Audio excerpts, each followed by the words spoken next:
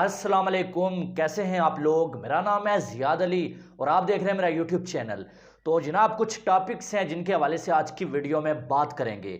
Number एक पर रमीज़ हसन राजा साहब, जिन्होंने पाकिस्तान क्रिकेट को तब्दील करने का फैसला किया था, उन्होंने अब पाकिस्तान क्रिकेट को तबाह करने की ठान ली है। अब रमीज़ राजा साहब ने क्या किया उसके हवाले से बात करेंगे। और सुनने में आया कि रमीज़ राजा साहब की जान को भी खतरा है, तो क्या वाकई में उनकी जान को खतरा है, उस पर बात करेंगे। उसके बाद बाबर आजम ने प्रेस कॉन्फ्रेंस किया जिसमें बाबर आजम ने बड़ी अच्छी अच्छी बातें की हैं। खास करके उन्होंने जब ये जवाब दिया कि भाई मैं रिकॉर्ड्स के लिए नहीं बल्कि मैं अपनी टीम के लिए खेलता हूँ, तो इस पर अगर देखा जाए तो उनको काफ़ी ज़्यादा अप्रिशिएट किया जा रहा है। तो बाबर आजम के हवाले से भी बात करेंगे। उसके बाद अगर देखा जाए तो एजबेस्टन क्राउड ने जो है वो हद ही कर दिया है। जी हाँ, इंडिया वर्सेस इंग्लैंड मैच के दौरान कल शाम को जो एडबेस्टन का क्राउड है उसने बदतमीजी की हद की है। पाकिस्तानी और इंडियन फैंस को गालियां तक दे दी हैं। वो क्या सीन है वो भी आपके साथ शेयर करूंगा और गोरों के हवाले से बात भी करेंगे कि आखिर ये अपनी औकात क्यों भूल जाते हैं, उस पर भी बात करेंगे। उसके बाद अगर देखा जाए तो इंडिया वर्सेस इंग्लैंड आज आखिरी दिन का खेल होगा और क्या कोई मौजज़ा हो पाएगा आज, क्या 119 स्कोर इंडिया की टीम डिफेंड कर सकती है, इसके हवाले से भी आज की वीडियो में बात करेंगे। तो आगे बढ़ने से पहले आपको क्या करना है, आपको सिर्फ छोटा सा काम करना है। सबसे पहले आपको हमारे यूट्यूब चैनल को सब्सक्राइब करना है और सब्सक्राइब करते साथ ही जो है वो आपको नीचे बेल का आइकन नजर आएगा, उस बेल के आइकन को आप प्रेस करेंगे तो जो ही हमारी कोई नई वीडियो आएगी वो आपको बर वक्त मिलेगी। और वीडियो को आपने लाइक भी करना है, आपने छोटा सा बस यही काम करना है। तो आगे बढ़ते हैं जनाब। तो अगर देखा जाए तो सबसे पहले बात करेंगे जो ज़रूरी टॉपिक है, एजबेस्टन का जो क्राउड है उसने जो किया है। जी हाँ, इंडिया वर्सेस इंग्लैंड मैच कल चौथा दिन था। 3 दिन जो है वो इंग्लैंड की टीम नीचे लगी हुई थी, बिल्कुल फेंटा लग रहा था उनको। तो इंग्लैंड का जो क्राउड है वो बिल्कुल खामोश था या फिर अपने बिल में छुपे हुए थे। कल कुछ देर के लिए इंग्लैंड की टीम जो है वो ऊपर क्या आ गई, बैरिस्टो और जॉय रूट की जो है वो पार्टनरशिप क्या लग गई और इंग्लैंड की टीम मैच में वापस क्या आ गई कि इंग्लैंड का जो क्राउड है वो सारी जो अगर देखा जाए तो तहजीब जो है वो भूल गया है, तमीज़ जो है वो भूल गए हैं वो। और उन्होंने जो है वो इंडिया और पाकिस्तान के फैंस को वहाँ पर बैठ के उनकी फैमिलीज़ के सामने, लड़कियाँ थी, बच्चे थे, बूढ़े थे, उनको गालियाँ देना शुरू कर दिया और उनको जो है वो चीज़ें मारना शुरू कर दिया। उन्होंने नहीं देखा ये पाकिस्तानी है, इंडियन है, उन्होंने ये देखा कि ये एशियन है।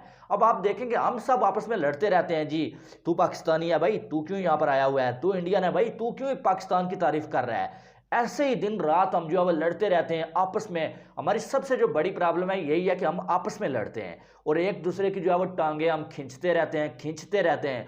लेकिन ये गोरे जो है वो हमें कुछ समझते नहीं है। वो वहां पर ये नहीं देखते कि इंडिया से आया हुआ है या पाकिस्तान से आया हुआ है, वो ये देखते हैं कि एशिया से आया हुआ है और वो एशियन को कुछ भी समझते नहीं है। तो वो वीडियोस भी कुछ वायरल हैं, वो ऐसे कह रहे हैं कि ओए पाकिस्तानी बोल के उसको गालियां दे रहे हैं, फिर इंडियन बोल के इंडिया वाले को गालियां दे रहे हैं। और जो ही कोई जॉय रूट या बैरिस्टो चौका लगाता है तो वो ऐसी जो है वो अगर देखा जाए तो बैड लैंग्वेज यूज़ करते हैं कि जिसका अंदाज़ा नहीं लगाया जा सकता। और ट्विटर पर इस टाइम ये टॉप ट्रेंड बना हुआ है। और क्या अगर देखा जाए तो घटिया किस्म का बिहेवियर जो है वो अपनाया हुआ है इंग्लिश क्राउड जो है उसने।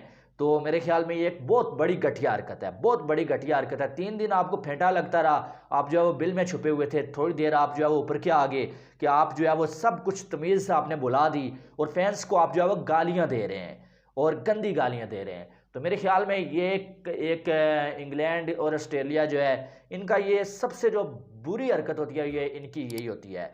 हमने देखा कि जब इंडिया ऑस्ट्रेलिया में जीत रहा था तब भी वहाँ पर जो है वो सिराज को जो है वो गालियाँ दी गई, उनको जो है वो बहुत सारी बातें बोली गई फैंस की जानब से, उनको बदतमीज़ी की गई उनके साथ। अब अगर देखा जाए तो यहाँ पर जो है वो फैंस के साथ मिसबिहेव किया जा रहा है और खिलाड़ियों को भी आवाज़ें कसी जा रही हैं, ये भी सुनने में आया है। तो ये मेरे ख्याल में इनको जब ये जीतने पे आते हैं तब ऐसा करते हैं, या जब फिर हारने पे आते हैं तो हार इनसे बर्दाश्त नहीं होती है तो तब ऐसा करते हैं। तो मेरे ख्याल में ये बहुत ही घटिया हरकत है और इसके खिलाफ जो है वो एक्शन लेना चाहिए। इंग्लिश मीडिया पर इस टाइम बहुत बातें हो रही हैं, वो भी ये कह रहे हैं कि ये जो है वो एक बहुत ही अगर देखा जाए तो बैड बिहेवियर इसको कहा जाए, कुछ कम नहीं होगा। और उन्होंने भी इस पर सवालात उठाए हैं। बहरहाल इसके खिलाफ कोई ना कोई एक्शन होना चाहिए और शर्म आनी चाहिए उनको। जो लोग ये सब कर रहे हैं उनको शर्म आनी चाहिए। वो यहाँ पर एशिया में आते हैं तो हम उनको इज्जत देते हैं और वहाँ पर जो है वो इतनी घटिया हरकतें कर रहे हैं कि जिसका अंदाज़ा नहीं लगाया जा सकता। बहरहाल अगर देखा जाए तो यहाँ से आपको और हमें समझ जाना चाहिए कि हम आपस में फ़िजूल में जो लड़ रहे होते हैं, फ़िजूल में कोई पाकिस्तानी उठ के बात करता है तो इंडियन फैंस आके गालियाँ देने लगते हैं कि भाई तुम पाकिस्तानी हो के इंडियन टीम पे क्यों बात करते हो। अगर मैं बात कर रहा हूँ फ़र्ज़ किया कि इंडियन क्रिकेट पर, तो कोई पाकिस्तानी आके बोलेगा कि तुम व्यूज़ के लिए ये कर रहे हो, वो कर रहे हो। आपस में यानी कि हम जो है वो आपस में नफ़रतें फैलाने में लगे हुए हैं। अगर हम इकट्ठे हो जाए ना तो इन सब को हम जो है मिल के जवाब दे सकते हैं।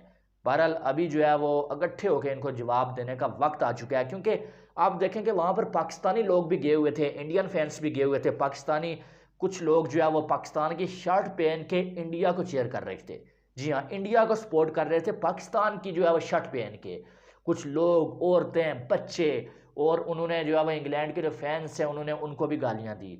उन्होंने ये नहीं देखा कि ये पाकिस्तान का है या इंडिया का है, उन्होंने बस एशियन बुला के गालियाँ दी, पाकिस्तानी बुला के गालियाँ दी, इंडियन बुला के गालियाँ दी।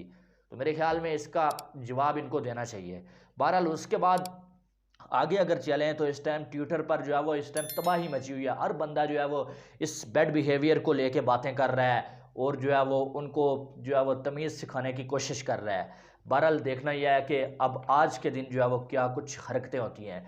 बहरहाल शर्म का मुकाम है इन गोरों के लिए, जो ये जिनसे ना हार बर्दाश्त होती है और जीतने पर आते हैं तो ये सर पे चढ़ के जो है वो नाचने लगते हैं। और उसके बाद बात करें रमीज़ हसन राजा के हवाले से, तो जनाब रमीज़ हसन राजा जो है वो उन्होंने पाकिस्तान क्रिकेट को बनाने का फैसला किया था, कसम खाई थी, लेकिन अब उन्होंने जो है वो पाकिस्तान क्रिकेट को तबाह करने की ठान लिया है। अगर देखा जाए तो आपको पता है कि रमीज़ हसन राजा साहब जो है वो सैलरी नहीं लेते हैं, फ्री में काम कर रहे हैं पाकिस्तान क्रिकेट के लिए। इसके लिए हम उनको अप्रिशिएट करते हैं, ठीक है। इसकी जितनी तारीफ़ की जाए उतनी कम है। हाँ, मानते हैं कि कुछ 5-6 लाख रुपीज़ जो है वो उनके खर्च होता है ज़रूर, जो उनका सफ़र वगैरह होता है, आने जाने के पैसे, खाने पीने के जो ये थोड़े बहुते जो खर्च है वो उनके ऊपर होता है 5-6 लाख रुपए, लेकिन वो सैलरी नहीं ले रहे। लेकिन अब जो है वो उन्होंने जो है वो बुलेट प्रूफ जो है वो कार यूज़ करना शुरू कर दिया है। और उनसे पूछा गया कि ऐसा क्यों है, तो उन्होंने ये कहा है भाई, ऑन एयर उन्होंने ये कहा है कि भाई मुझे जो है वो सिक्योरिटी थ्रेट्स हैं, मेरी जान को ख़तरा है, इसलिए जो है वो मैं बुलेट प्रूफ गाड़ी जो है वो यूज़ कर रहा हूँ। तो ये मेरे ख्याल में रमीज़ हसन राजा ने बहुत गलत बात कर दिया है। एक तरफ आप जो है वो पूरी दुनिया को ये मैसेज दे रहे हैं कि पाकिस्तान में कोई सिक्योरिटी के मसले नहीं है। पाकिस्तान अगर देखा जाए तो एक पुरअमन मुल्क है, यहाँ पर आपकी टीमें आएँ खेलें, कोई किसी को ख़तरा नहीं है।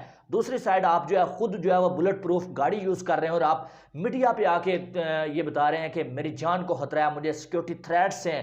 तो ये भाई आपने गलत किया है, ये इंतहाई गलत किया है। दूसरा सलामी पेश करूँगा मैं उस अगर देखा है जर्नलिस्ट को जिसने आके ये सवाल पूछे। रोज़ आके ऐसी सवालात पूछते हैं, यार तुम्हें क्या पड़ी हुई थी कि तुम रमीज़ हसन राजा से ये सवाल पूछ रहे हो कि आप गाड़ी जो है वो बुलेट प्रूफ क्यों यूज़ कर रहे हैं। और फिर उनको इतना अक्ल यूज़ करना चाहिए कि एक तरफ हम क्या मैसेज दे रहे हैं दुनिया को कि हम जो है वो सिक्योरिटी हथियार यहाँ पर कोई नहीं है, पुरअमन मुल्क है पाकिस्तान, और दूसरी तरफ मैं ये कह रहा हूँ कि मुझे जो है वो जान का खतरा है और मैं गाड़ी जो है वो बुलेट प्रूफ यूज़ कर रहा हूँ। अब आप देखें कि यार रमीज़ हसन राजा की जान को क्या खतरा है, पीसीबी के चेयरमैन को क्या खतरा हो सकता है, कोई खतरा हो सकता है?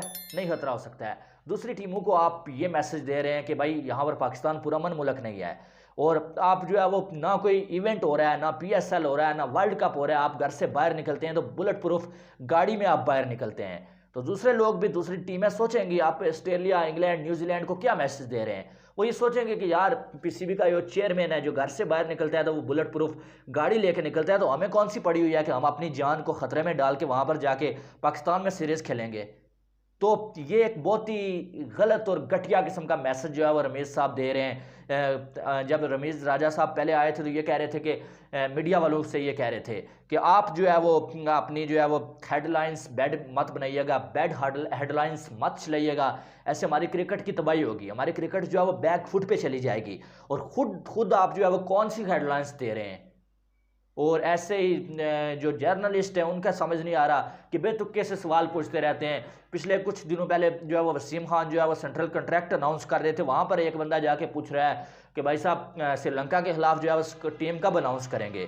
हालांकि टीम जो है उससे 5 दिन पहले अनाउंस हो चुकी थी। वसीम खान भी जो है वो मुस्कुरा पड़े कि यार टीम तो पहले अनाउंस हो चुकी है, यानी कि यार कोई तैयारी तो कर लिया करें।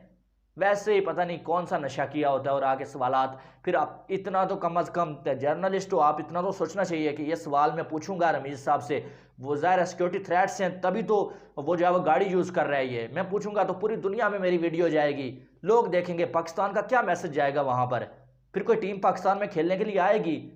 तो यार अक्ल से काम लेना चाहिए। और रमीज़ राजा साहब रोज़ जो है वो कोई ऐसी चुस्त छोड़ देते हैं कि समझ नहीं आता कि यार ये बंदा कर क्या रहे हैं। ठीक है, मानते हैं कि आपके दिन कम रह गए हैं, लोग आप पर तनकीद भी कर रहे हैं, लेकिन इसका यह मतलब नहीं है कि आप जो पाकिस्तान क्रिकेट को ही तबाह करने की ठान लें। तो मेरे ख्याल में ये एक जो स्टेप है, ये जो एक बयान है रमीज़ राजा साहब का, ये बहुत ही बचकाना सा बयान था। पीसीबी के चेयरमैन होकर आप ऐसा करेंगे तो फिर मेरे ख्याल में कुछ बच नहीं जाता है पीछे, कुछ नहीं बच जाता है पीछे। बहरहाल उसके बाद आगे चलते हैं जी। तो आगे अगर बात की जाए तो पाकिस्तान क्रिकेट के हवाले से बाबर आजम के हवाले से बात करेंगे। बाबर आजम ने कल प्रेस कॉन्फ्रेंस किया है और एक तो उन्होंने कहा कि श्रीलंका के लिए हम तैयार हैं, उन्होंने चैलेंज किया है श्रीलंका को।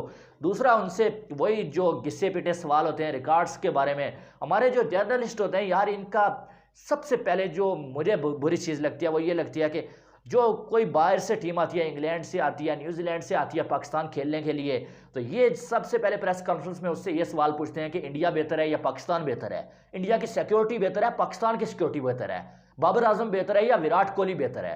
तो यार क्या आप उनसे कंपैरिजन करवाने के लिए यहाँ पर लाते हैं या उन्हें मैच खिलवाने के लिए आप लाते हैं, सीरीज खेलने के लिए आप लाते हैं? ये मुझे समझ नहीं आता है। जैसे कोई तरसा होता है तारीफ सुनने के लिए, उनको जो है वो ज़ाहिर है आपके मुल्क में बैठेगा कोई बंदा तो आपकी तारीफ करेगा, वो तो वहाँ पर बैठ के उससे बातें करते हैं, फिर वो जो है यूट्यूब चैनल पर लगाते हैं वीडियो कि आए जी बेन स्टोक्स ने ये बोल दिया, आए जी पैट कमिंस ने बाबर की तारीफ कर दी, विराट कोहली के लिए ये बोल दिया, पैट कमिंस ने ये कह दिया कि पाकिस्तान भारत से ज़्यादा जो है वो पुरअमन मुल्क है। ऐसी हेडलाइंस चला के व्यूज़ हासिल करते हैं। तो ऐसे सवालात यार आप जो है वो पूछ रहे हैं खिलाड़ियों से, इंटरनेशनल खिलाड़ियों से उनको बुला के, एक तो ये चीज़ मुझे समझ नहीं आती। दूसरा, पाकिस्तान का कोई खिलाड़ी जो है वो प्रेस कॉन्फ्रेंस करता है, उससे सबसे पहले रिकॉर्ड्स के हवाले से सवाल पूछे जाते हैं, कंट्रोवर्सीज पर सवाल पूछे जाते हैं, गर्लफ्रेंड्स के हवाले से सवाल पूछे जाते हैं। तो यार बचगाना सी बातें हो रही हैं पाकिस्तान क्रिकेट में अगर देखा जाए। अब बाबर आजम से पूछा गया कि आपने ये रिकॉर्ड तोड़ दिया विराट कोहली का, आपको कैसा लग रहा है, आपने ये रिकॉर्ड बना लिया, आपको कैसा लग रहा है? तो बाबर आजम ने इस बार जो है वो पहले वाली बचकाना स्टेटमेंट नहीं दिया। इससे पहले बाबर आजम अपने रिकॉर्ड्स गिनवाते रहते थे, मैंने ये रिकॉर्ड बना लिया, मेरा ख्वाब है मैं ये रिकॉर्ड तोड़ूंगा। भाई तुम कप्तान हो टीम के, तुम्हें ये छोटी छोटी बातें अब नहीं करनी चाहिए, अब तुम्हें बड़ी बात करनी चाहिए।